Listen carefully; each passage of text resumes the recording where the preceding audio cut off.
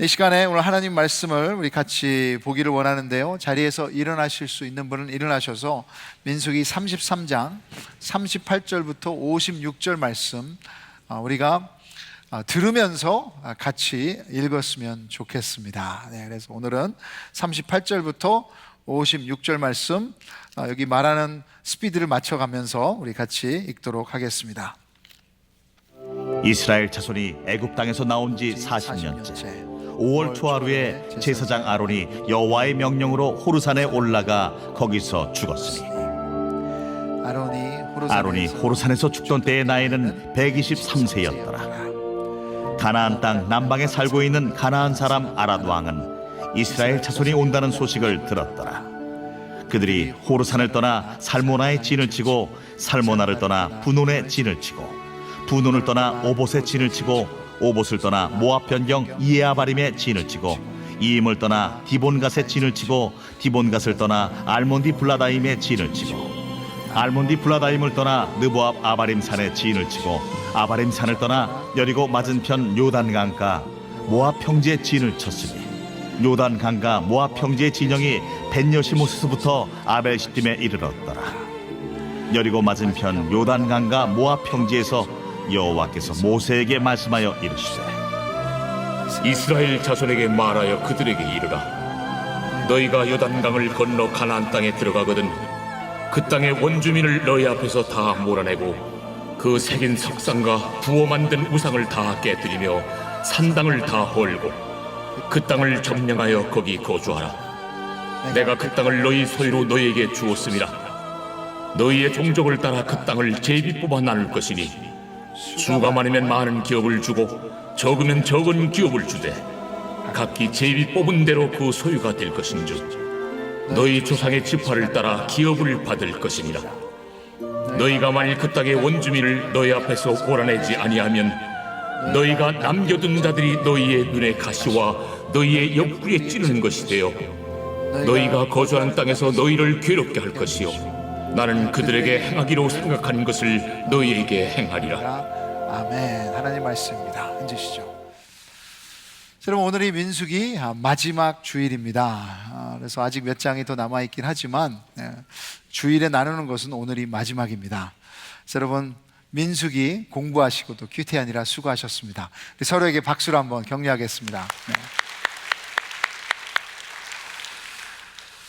민수기는 이스라엘 광야 이야기이죠. 그래서 여러분, 유대 광야는 아주 뜨거운 해가 있고 메마르고 예측할 수 없는 위험들이 있어서 참 쉽지 않은 곳입니다. 그래서 저도 한번 거기를 이렇게 가봤는데, 우리 형제들과 함께 합성된 사진입니다. 여러분, 참 이 광야는 쉽지 않은 곳이고 우리의 인생도 그런 광야같이 쉽지 않은 일들이 많이 있는 것이 사실입니다. 여러분, 민수기에서 여러 이야기들, 쉽지 않은 이야기들이 있었죠. 몇 가지만 종합하면 12명의 정탐꾼들의 이야기가 있었습니다. 하나님께서 미리 보여주신 그 약속의 땅을 불신으로 인해 그들이 하나님을 거역하고 반항했던, 그리고 심판받은 이야기. 노뱀을 통해 참 아파하고 힘들어하고 죽을 수밖에 없었던 사람들을 치유하시며 십자가의 예수님을 예언하신 이야기. 또 끊임없이 올라오는 원망과 불평, 불만의 이야기. 그리고 그것은 한 번만이 아니라 두 번만이 아니라 계속해서 참 어떤 면에서는 하나님이 그렇게 알려주고 이것은 아니다 하는데도 단단한 헬멧을 쓰고 있는 것처럼 아무리 혼나도 변하지 않는 이스라엘 백성들의 죄성. 그리고 모세의 리더십을 공격한 누나 미리암과 형 아론, 또한 고라 자손의 반역, 그리고 말하는 당나귀까지 등장했던 발람 선지자의 이야기. 그래서 어떤 저주도 하나님은 축복으로 바꾸시는 줄 믿습니다. 이런 여러 상황들을 거쳐서 이제 이스라엘 민족은 요단강 동쪽 건너편 모압 평지에서 약속의 땅으로 건너가는 것만을 기다리고 있습니다. 완악했던 1세들과는 달리 이제 2세대들이 대부분 남아있죠. 그래서 새로운 영성으로 주님을 따르는 모습들이 너무나도 보기 좋았어요. 그런데 며칠 전에는 또 다른 갈등이 있었죠. 르우벤 지파와 갓 지파가 동쪽 지금 있는 요르단 땅이 좋으니 우리는 여기에 남겠습니다. 요단강을 건너가지 않겠습니다. 그것으로 인해 참 모든 것이 순조로울 것처럼 흘러가다가 이제는 또 다른 갈등이 이스라엘 민족 간에 생겼습니다. 여러분, 이것이 진리인 것 같아요. 광야 같은 이 삶에서 갈등은 사라지지 않습니다. 그래서 갈등이 있다면 놀라지 마시고 주님이 주시는 복음의 능력을 체험할 기회로 여기시기를 바랍니다. 그럼 복음을 적용하면 분명 하나님의 능력을 누리게 되는 간증이 우리 삶 가운데 있을 줄 믿습니다. 자, 이제 민수기 33장에서는 하나님께서 모세에게 출애굽 12장에서 시작한 40년의 여정을 기록하라고 명령하십니다. 왜냐하면 우리는 자주 잊어버립니다. 우리의 죄성을 잊어버리고 하나님의 자비와 은혜를 잊어버리고 하나님의 거룩하심을 잊어버리고 복음을 잊어버립니다. 그리고 고난이 오면 또다시 불평하고 원망합니다. 죄성이 올라옵니다.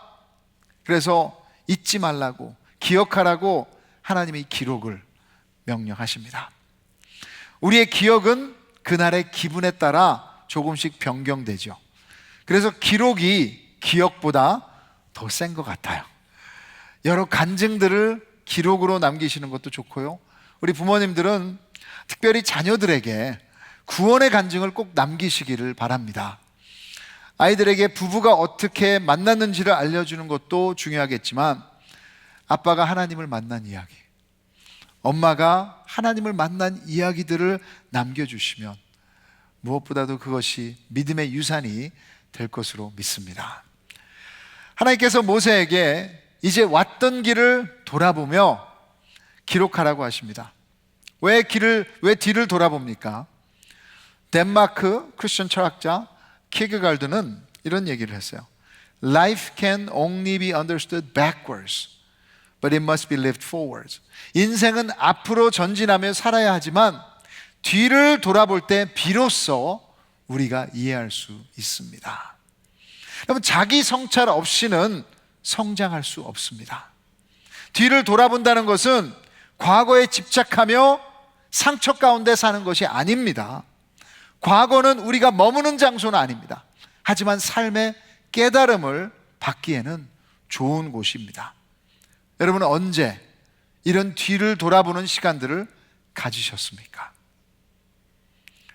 어제 새벽 설교 때 나누었는데 북미 인디언들은 말을 타고 앞으로 막 달려가다가 이따금 말에서 내려 뒤를 돌아 자신이 달려온 쪽을 한참 동안 돌아보는 습관이 있다고 합니다. 혹시라도 자신의 영혼이 따라오고 있지 못할까 봐 기다려준다고 합니다. 미신적이죠? 그런데 여기에 참 지혜가 있는 것 같아요. 몸은 멀리가 있는데 우리의 영혼이 길을 잃고 헤매고 있다면 절대로 행복할 수 없습니다. 하나님의 인도하심 가운데 나의 영혼이 연결되어 있는지, 평안한지, 구원 안에 거하는지 지나온 길에 대한 리플렉션 꼭 필요합니다. 그래서 이스라엘 민족의 지금 40년의 광야 기록에서 우리가 꼭 붙잡아야 되는 하나님이 있습니다. 광야의 레슨 2라고 말하고 싶어요. 어제 새벽 기도에서 33장 1절이 시작됐기 때문에 필요하시면 어제 것을 참고하시면 됩니다. 자, 여러분, 이 기록에서 나타나는 40년을 돌아볼 때 있었던 하나님은, 광야 가운데 하나님은 신실하십니다. 모세의 기록에서 대부분의 장소에는 그냥 지명들로만 나옵니다. 근데 그중 몇몇 지명들은 거기에 대한 덧붙인 설명이 들어가 있어요. 3절과 4절이 그 중에 하나입니다. 우리 같이 한번 읽어보겠습니다. 3절 4절 시작. 그들이 첫째 달 15째 달 날에 라암셋을 떠났으니 곧 6월절 다음 날이라. 이스라엘 자손이 애굽 모든 사람의 목전에서 큰 권능으로 나왔으니 애굽인은 여호와께서 그들 중에 치신 그 모든 장자를 장사하는 때라. 여호와께서 그들의 신들에게도 벌을 주셨더라. 지금 노예였던 이스라엘 백성들이 도망치듯 애굽을 빠져나온 것이 아니라 큰 권능으로 나왔다고 합니다. 근데 어떻게 나온 것입니까? 그들이 싸운 것도 아니에요. 그러면서 나오면서 그들의 신들까지도 벌하였다고 했습니다. 400년 넘게 노예로만 살아왔던 사람들이 이제 자유로운 해방된 것입니다. 이것이 하나님이 하셨던 것입니다. 더 나아가서 9절에 보시면 마라를 떠나 엘림에 이르니 엘림에는 샘물 12과 종려 70그루가 있으므로 거기에 진을 치고, 광야에서는 물은 필수입니다. 마라는 쓴물, 마실 수 없는 물인데 그곳에서 있었던 이스라엘 백성들을 하나님께서는 이제는 샘물로 인도하셨다고 기록하고 있습니다. 그들을 살게 했다는 것입니다. 누가? 하나님께서. 이스라엘 민족이 그 당시의 기억들을 다시 되새겨 봤을 때 큰 깨달음이 왔을 것 같습니다. 뒤를 돌아봤을 때 God, you have been so faithful. 하나님이 구하시고 우리를 인도하시고 모든 필요를 채우시고 하나님은 항상 신실하셨다. 어제나 오늘이나 영원히 동일하신 하나님의 신실하심. 사무엘상 7장 12절에도 이스라엘이 하나님의 신실하심에 대해 기록한 것이 있습니다. 블레셋 군대와의 싸움에서 하나님의 도우심으로 승리를 했다는 것을 사무엘상 7장 12절에 기록하고 있어요. 근데 어떻게 그것을 남겼습니까? 이렇게 얘기하고 있습니다. 사무엘이 돌을 취하여 미스바와 센 사이에 세워 이르되 여호와께서 여기까지 우리를 도우셨다 하고 그 이름을 뭐라고요? 에베네살이라 하니라. 하나님의 신실하심을 지금 선포하고 있는 거예요. 매번 그 돌을 지날 때마다 우리가 잘나서 이긴 것이 아니라 하나님이 우리를 도와주셔서 하나님이 신실하셔서 했던 그 하나님을 기억하게 했던 것입니다. 우리 삶 가운데도 이런 하나님의 신실하심에 대한 기억들이 있습니다. 뒤를 돌아보면 하나님이 하셨습니다. 하나님이 도와주셨습니다. 저희 ANC 교회에게도 참 뒤를 돌아보면 가장 큰 도전이었던 1대 담임 목사님께서 떠나시고 2대 담임으로 넘어갈 때도 하나님이 도우셨습니다. 그리고 이제 7년이 지났는데 그러면 아무도 예측하지 못했던, 준비할 수 없었던 그 팬데믹 상황 가운데도 하나님은 우리 공동체를 지키시며 하나 되게 하셨고, 많은 갈등과 어려운 시험 가운데도 지금 이렇게 우리가 예배드리며 주님을 함께 바라볼 수 있다는 것은 어떤 누구의 노력도 아니고요, 오직 하나님의 신실하심임을 선포합니다. 이 깨달음이 여러분 우리의 믿음을 지키는 것입니다. 특별히 이제 조금 있으면 추수감사 주일, 또 추수감사절 날이 다가오는데 이 감사의 계절에 감사를 표현해야 할 여러 대상들이 있겠지만 무엇보다도 여러분 신실하신 하나님을 기억하시기 바랍니다. 여러분 뒤를 돌아보실 때 이민 오셔서 지금까지의 삶을 돌아보실 때, 공부할 때, 결혼, 또 자녀 양육, 직장 생활, 그 모든 순간에 하나님의 신실하심이 보이기를 바랍니다. 기억하는 것도 중요하겠지만 더 잘 기억하도록 이제는 기록하세요.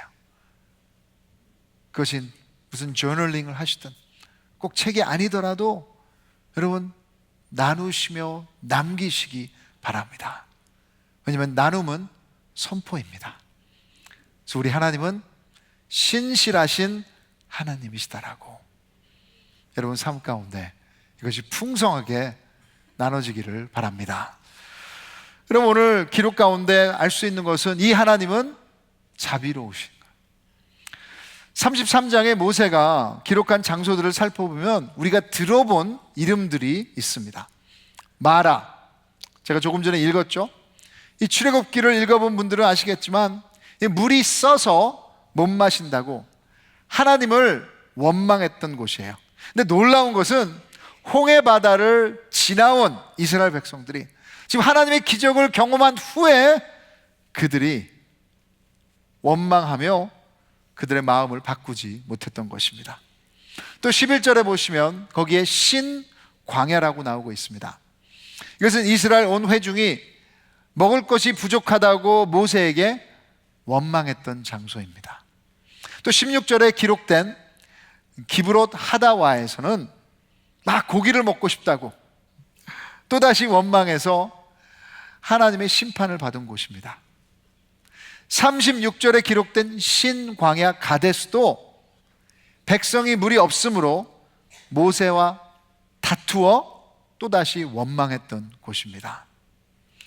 38절, 39절 아론의 죽음에 대해서 기록하고 있습니다. 같이 한번 읽어보겠습니다. 시작. 이스라엘 자손이 애굽 땅에서 나온 지 40년째 5월 초하루에 제사장 아론이 여호와의 명령으로 호르산에 올라가 거기서 죽었으니 아론이 호르산에서 죽던 때의 나이는 123세였더라. 한 학자는 아론이 아주 믿음 좋은 사람으로 인생을 마감하는 것처럼 보인다.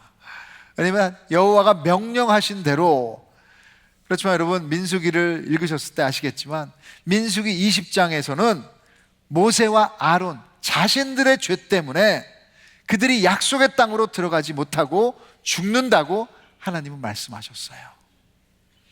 그런데 오늘 본문에 이런 기록들만 본다면 이스라엘 백성들이 잘못했다, 하나님을 거역했다, 그들의 끊임없는 원망과 반항과 교만은 알 수가 없습니다.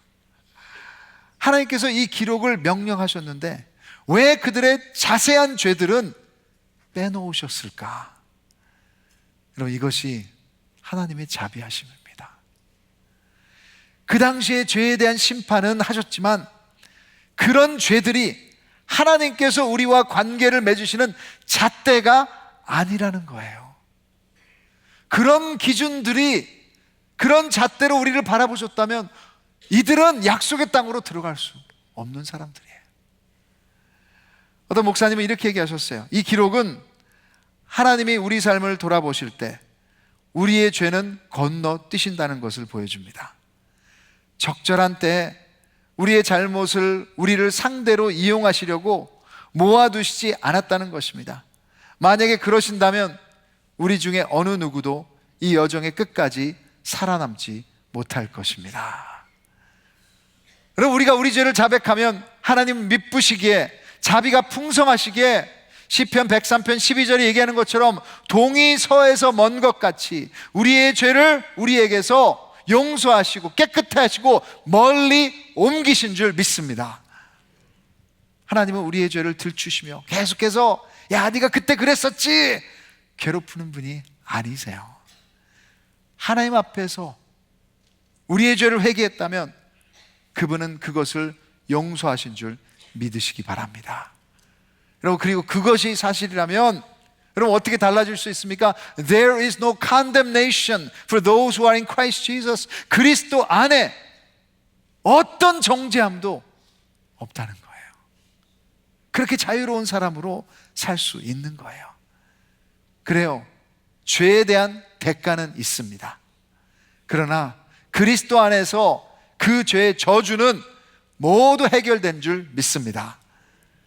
우리 주 예수 그리스도가 십자가에서 우리가 받아야 될 모든 심판을 감당하셨기 때문입니다. 여러분, 우리는 아직도 죄를 짓습니다. 하지만 예전처럼 죄에 끌려다니는 사람이 아니라는 것입니다. 하나님이 우리의 죄를 기억하지 않기로 작정하셨기 때문입니다. 그래서 여러분, 맥메네스 목사님은 이렇게 얘기했어요. 우리 모두는 어떤 면에서 변화되고 있는 위선자이다. 아직도 나는 내가 원하는 사람이 아니다. 그러나 하나님이 원하시는 방향으로 가고 있다. 그리고 예전과 같은 사람이 아닌 것에 대해 감사할 뿐입니다 라고 우리는 고백할 수 있습니다.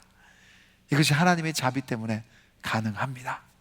오늘도 우리 죄책감과 수치가 남아있다면 다시 한번 회개하시면서 이 자비만을 붙잡으시며 주님 원하시는 삶을 닮아가시기를 주님의 이름으로 축복합니다.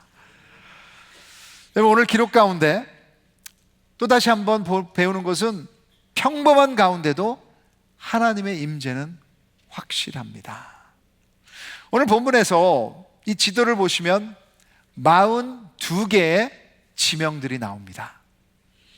지난 40년 동안 왔던 곳을 이야기하는데 학자들은 전체가 나오지 않았다고 말하고 있습니다. 그리고 42개 중에 대부분은 우리가 모르는 지명이고 이 지명에 대해서 확인할 수도 없고 학자들도 서로 의견이 달라요. 어딘지 지금은 알 수가 없어요. 13절에 나오는 돕가와 알루스는 어디인지 알려지지도 않았습니다. 거기서 어떤 일이 일어났는지도 모르겠습니다. 하지만 이런 곳들이 전체 그림에 중요한 역할을 하고 있어요. 왜냐? 하나님은 그런 것들을 다 거쳐서 인도하셨다는 거예요. 이 여정 가운데 잘된 것도 중요하고 힘들었던 것도 중요하지만 아무 일도 일어나지 않았던 것 같은 곳에서도 하나님은 계셨고 인도하고 계셨다는 거예요. 우리의 삶 가운데도 마찬가지입니다. 많은 부분들이 그렇게 화려하지 않고 기억에 남지 않아요. 어떻게 보면 우리의 인생은 평범한 날들의 연속이에요. 집에서 매일 식사를 해야 되는 일들, 그리고 그것을 준비해야 되는 일들, 뭐 대단한 건 아니겠죠. 아니면 젊은 부모들은 어린 아이들의 기저귀를 갈아주는 일, 잘 기억나지도 않아 저도. 아니면 빨래하는 것, 차를 고치는 것, 직장에서 매일 하는 똑같은 일, 그리고 1시간 동안 우리가 커뮤트해야 되는 매일마다 왔다 갔다 해야 하는 그런 일들의 반복. 우리의 유혹은 그런 평범한 것들을 중요시 여기지 않는 것입니다. 이런 일들은 하나님 나라의 일들이 아니야, 하나님의 구속사에 무슨 연결이 되겠어 하실 수도 있겠지만 아니에요. 여러분, 그런 평범한 일들 가운데 하나님이 함께 계시기에 거기에도 의미가 있는 것이고 그 다음으로 이어질 수 있는 것입니다. 그래서 두기드라는 목사님은 하나님의 신실하심은 삶의 그 결정적인 순간만큼 우리 삶의 작은 순간들, 평범한 날들 가운데에서도 일어나고 있는 것을 여러분 믿으시기 바랍니다. 하나님 안에서 우연은 없습니다. 모든 것이 하나님의 뜻은 아닙니다. 하지만 모든 것 가운데 하나님은 임재하시고 다스리고 계십니다. 모든 날 가운데 지루하고 흥분되지 않는 날에도 여러분, 내가 이것을 또 해야 돼 그렇게 괴로워하는 날에도 하나님의 임재를 경험할 수 있다는 것을 믿으시고 그분을 초청하시며 그분의 임재를 누리시는 우리의 매일이 되기를 주님의 이름으로 축복합니다. 그 평범한 자리도 하나님이 인도하시는 광야의 여정 안에 있습니다. 자, 마지막으로 오늘 이 기록 가운데 하나님께서는 훈련시키시며 목적을 주시는 것을 우리가 보게 됩니다. 이제 50절부터 56절에서 하나님은 이스라엘 민족에게 소명을 주시는 거예요. 이제 이 광야의 삶의 끝무리에 와 있는데 지금 동안 있었던 40년은 웨이스트가 아니라는 거예요. 40년 동안의 광야의 훈련이 불필요한 것이 아니고 하나님 나라를 세우는 준비라는 것입니다. 어떤 목적을 그들에게 주셨습니까? 51절부터 54절 우리 같이 한번 읽어보겠습니다. 시작. 이스라엘 자손에게 말하여 그들에게 이르라. 너희가 요단강을 건너 가나안 땅에 들어가거든 그 땅의 원주민을 너희 앞에서 다 몰아내고 그 새긴 석상과 부어 만든 우상을 다 깨트리며 산 땅을 다 헐고 그 땅을 점령하여 거기 거주하라. 내가 그 땅을 너희 소유로 너희에게 주었음이라. 너희의 종족을 따라 그 땅을 제비 뽑아 나눌 것이니 수가 많으면 많은 기업을 주고 적으면 적은 기업을 주되 각기 제비 뽑은 대로 그 소유가 될 것인즉 너희 조상의 지파를 따라 기업을 받을 것이니라. 여러분, 이 소명을 종합하면 세 가지입니다. 첫째는 가나안 부족들을 다 몰아내야 한다. 두 번째는 그들의 우상을 모두 파괴해야 한다. 마지막으로는 제비를 뽑아 그 땅을 기업으로 이제 공평하게 나누라고 하십니다. 여기서 하나님에 대해서 기분이 안 좋으실 수도 있습니다. 그러나 우리의 기분과 상관없이 하나님의 목적은 항상 거룩이에요. 그 당시에 가나안 부족들은 어린아이들을 제사하고 음란과 악으로 가득 찼다고 학자들은 말하고 있습니다. 여러분, 아브라함 때부터 하나님께서 이 약속의 땅을 얘기하셨는데 이 400년 넘게 가나안 민족들의 죄악을 돌이킬 기회를 하나님은 끊임없이 주셨던 거예요. 근데 이제는 가나안 민족들의 그 죄악을 멈추게 하기 위해서 그 악을 몰아내고 하나님 나라를 세우시려고 하는 것입니다. 그 수많은 우상들, 태양 우상, 나무 우상, 돌 우상, 잡신들을 제거하고 사이좋게 그 땅을 나누는 것이 약속의 땅을 들어가는 이스라엘의 소명이었습니다. 그렇게 하지 않으면 경고하십니다. 55절에 너희가 만일 그 땅의 원주민을 너희 앞에서 몰아내지 아니하면 너희가 남겨둔 자들이 너희의 눈에 가시와 너희 옆구리에 찌르는 것이 되어 너희가 거주하는 땅에서 너희를 괴롭게 할 것이요. 하나님의 사람들이 하나님의 소명을 다하지 않으면 결국 아픔이 온다는 것입니다. 그럼 우리가 하나님의 소명대로 살지 않으면 그것이 눈에 가시와 옆구리에 찌르는 것이 되어 크리스천으로서 풍성한 삶을 사는 것이 아니라 괴롭게 한다고 하나님은 경고하고 계신 거예요. 그럼 우리에게도 동일한 소명이 있습니다. 우리 크리스천이라면 그냥 내가 교회 왔다 갔다 하는 것이 아니라 진정한 하나님의 소명이 다 우리에게 있는 거예요. 지금 하나님을 따른다는 것은, 약속의 땅에 거한다는 것은 죄악과 싸우고 우상들을 파괴하는 소명이 있어요. 우상은 우리가 하나님보다 더 사랑하고 의지하는 것들입니다. 하나님을 위해 사는 것이 아니라 나를 위해 사는 삶이에요. 우리가 괴로워하는 것은 물질이 부족해서가 아닙니다. 돈이 우상이고 성공이 우상이고 자녀가 우상이고 일이 우상이고 사람들의 인정이 우상이기 때문입니다. 레위기, 민수기, 큐티하면서 계속해서 하나님은 우리 안에 거룩을 훈련시키셨어요. 참 저는 이건 쉽지 않았습니다. 남의 죄를 보고 싶은데 하나님은 나의 죄를 보라고 하시고, 옳고 그른 것을 따지고 싶은데 정한 것과 부정한 것을 가르게 하시고, 그리고 하나됨을 위해 나의 편리와 의견과 권리를 내려놓게 하시고. 여러분은 어떻습니까? 지난 몇 개월 광야를 통과하는 큐티 가운데 어떤 훈련을 받으셨습니까? 삶 가운데 어떤 도전이 있었습니까? 이것들을 여러분만 고민하는 것이 아니라 또 함께 나누시는 시간들이 되기를 바랍니다.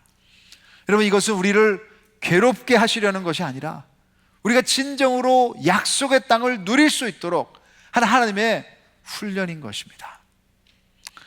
민수기를 마치며 제 아내와 함께 이런 질문을 해봤어요. 우리의 약속의 땅은 어디일까? 그런데 질문이 좀 잘못됐다. 약속의 땅은 어디일까가 아니라 약속의 땅은 무엇일까? 그거 더 맞는 것 같아요. 이렇게 함께 질문하면서 2007년도에 있었던 일을 생각해 봤습니다. 2007년도에 제가 선교지에서 돌아와야 하는지 하나님의 뜻을 구하고 있을 때 어떤 목사님에게 기도를 받으면서 함께 대화할 시간이 있었습니다. 제가 선교사인 줄도 모르고 목사인 줄도 모르고 저의 상황을 전혀 모르시는 분이셨는데 저희 부부에게 이제 하나님이 당신들을 다른 곳으로 옮기시려는 것 같은데 그것도 마지막 목적지가 아니라 징검다리를 건너는 과정 중에 하나일 것 같다라고 의견을 주셨어요. 그리고 나서 1년 후에 LA로 ANC 선교 목사로 돌아오게 됐고, 어떻게 하다가 여기까지 오게 됐습니다. 근데 여기가 제 약속의 땅일까요?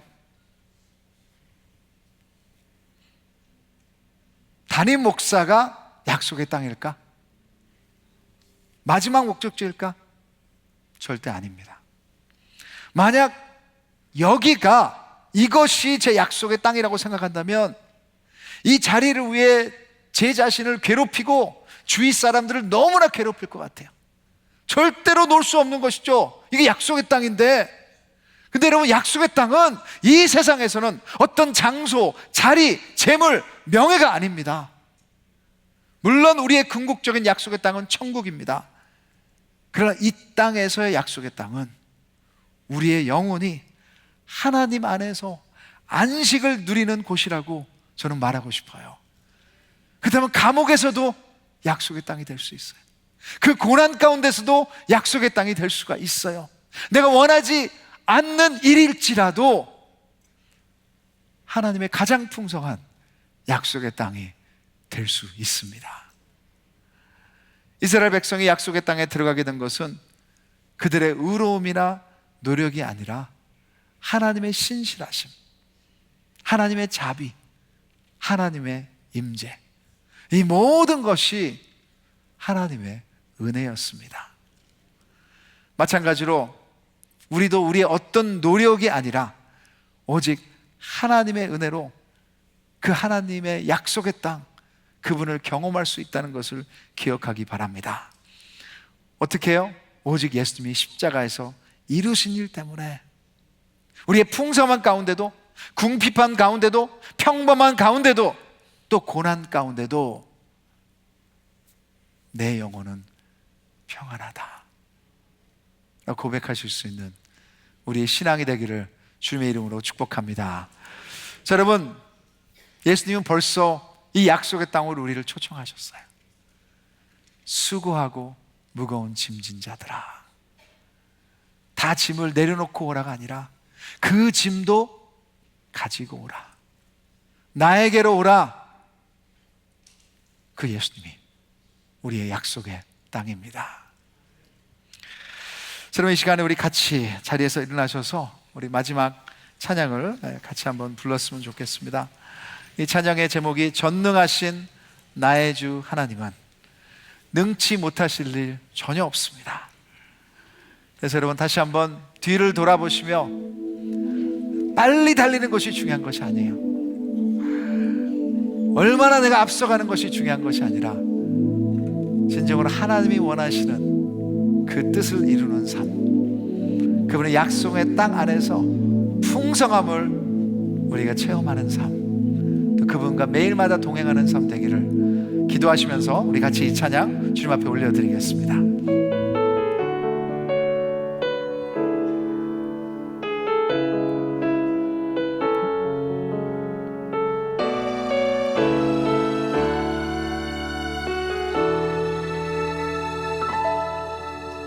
전능하신 나의 주 하나님은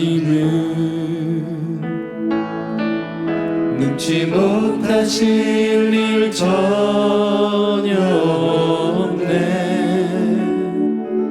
우리의 모든 간구도, 우리의 모든 생각도, 우리의 모든 꿈과 모든 소망도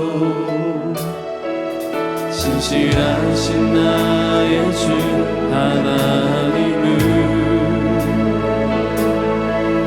우리의 모든 괴로움 바꿀 수 있네. 불가능한 일 행하시고 죽은 자를 일으키시니 그를 이길 자 아무도 말씀 의지하여 깊은 곳에 금을 던져 오늘 그가 놀라운 일을 이루시는 것 보라. 주의 말씀 의지하여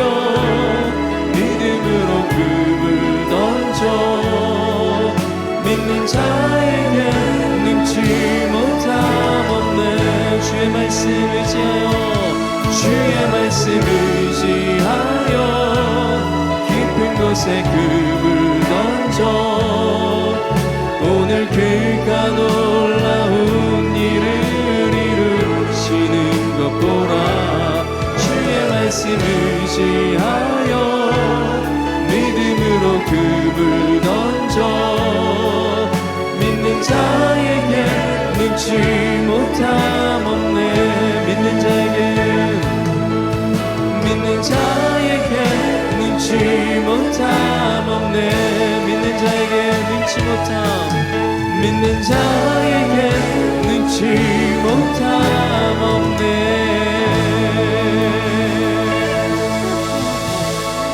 자, 여러분 이 시간 같이 한번 우리 기도하실 때 진정으로 주님께서는 우리 기다리고 계십니다. 우리 약속의 땅에서 기다리고 계십니다. 자, 여러분 같이 한번 진짜 주님 우리의 죄를 고백합니다. 우리가 연약한 것을 고백합니다. 우리의 무거운 짐을 고백합니다. 우리 힘으로 살아갈 수 없다는 걸 고백합니다. 주님 없이는 진정한 행복이 없다는 걸 고백합니다. 주님께서 십자가에서 못 박히셔서 우리의 모든 죄를 담당하셨기에 이제 주님 앞에 나옵니다. 주님의 약속의 땅의 풍성함을 경험할 수 있도록 도와주시옵소서. 다시 한번 믿음을 허락하여 주시옵소서. 참 주님 앞에 간구하면서 나가겠습니다. 기도하시겠습니다. 하나님 아버지, 이 시간 주님 앞에 나옵니다. 아버지 하나님, 이 시간 우리에게 필요한 것은 믿음입니다. 우리의 상황, 아버지 우리 어떤 사람과 이 문제 때문에 우리가 괴로워하고 힘들어하는 것이 아니라 주님 그 가시와 그런 것이 있다면 다시 한번 회개하면서 우리 약속의 땅이 되신 예수 그리스도를 붙잡기를 원합니다. 주님 안에서 불가능은 없습니다. 이제 광야의 길에서도 지금까지도 주님 불가능이 없으시 하나님께서 인도하셨고 또 인도하실 줄 믿기에 아버지 주님의 자비함으로 우리가 나오게 해주시고 오직 주님께 주신 이 소명 아버지 하나님 이걸 붙잡을 수 있도록 도와주시옵소서. 아버지 하나님 이 순간에도 하나님께서 인도하시고 하나님께서 우리를 붙잡고 계심을 감사드립니다. 주님이시여 진정으로 우리 믿음 주셔서 우리 스스로와 모든 힘든 짐들이 예수 그리스도 안에 모든 것이 내려놓고 있네. 아버지 하나님 약속의 땅에 축복을 우리가 누릴 수 있도록 도와주시옵소서. 감사합니다. 하나님, 참으로 이 광야의 땅 가운데 우리 삶이 쉽지 않습니다. 그러나 그때마다 하나님께서는 신실하게 기적으로 우리를 인도하셨습니다. 주님, 오늘 우리의 죄를 들치시는 것이 아니라 오직 십자가 예수 그리스도 우리를 안아주심을 감사드립니다. 그래서 주님, 우리가 기억하지 못할 때도, 우리가 예수 그리스도를 영접하지 않았을 때도 하나님은 우리를 알고 계셨고 우리와 인도하고 계심을 감사드립니다. 그래서 오늘 이 땅의 삶이 어렵지만 이 가운데서도 약속의 땅의 풍성함을 누릴 수 있는 줄 믿습니다. 그래서 오늘 우리의 약속의 땅은 장소가 아니라, 어떤 상황이 아니라, 어떤 은퇴 후의 일이 아니라, 어떤 우리들의 식구가 아니라, 우리 진정한 약속의 땅은 우리를 사랑하셔서 자기의 목숨을 내어주신 예수 그리스도임을 선포합니다. 오늘도 매일마다 그분과 동행할 수 있도록 도와주시고, 특별히 삶 가운데 너무 힘들고 어렵고 주저앉고 싶은 형제 자매가 있다면 수고하고 무거운 짐진 자들을 다 오라고 하신 그 예수 그리스도의 안식을 경험하며 회복될 수 있도록 인도하여 주시옵소서. 그래서 주님 뒤를 돌아보면 주님이셨습니다. 우리를 입히시고 먹이시고 인도하시고 도와주신 분이 에베네셀의 하나님 주님이셨습니다. 그 감사를 잊어버리지 않게 해 주시고 우리의 목숨을 드리라도 갚을 수 없는 이 은혜, 오늘도 우리의 시간과 물질과 헌신을 드리오니 진정으로 예수 그리스도의 재림을 준비할 수 있는 역사로 쓰여 주시옵소서. 이제는 이 광야 같은 삶에서도 약속의 땅의 풍성함을 누리라고 자신의 목숨과 모든 것을 내어주신 주 예수 그리스도의 은혜와 우리를 자녀 삼으신 하나님 아버지의 무한하신 사랑하심과 성령 하나님의 역사하시고 위로하심이 이제 매일의 순간 가운데 약속의 땅에서 예수 그리스도와 동행하기를 원하는 우리 모든 형제 자매들의 머리 위에, 그리고 지금 그 고난 가운데 주저앉고 싶고 포기하고 싶지만 약속이신 예수님으로 인해 다시 힘을 얻기를 원하는 우리 형제 자매들의 머리 위에, 또 공동체 머리 위에, 주님께서 사랑하시고 보호하고 계신 우리 박해받는 교회들 머리 위에 이제부터 영원까지 항상 함께 있을지어다. 아멘.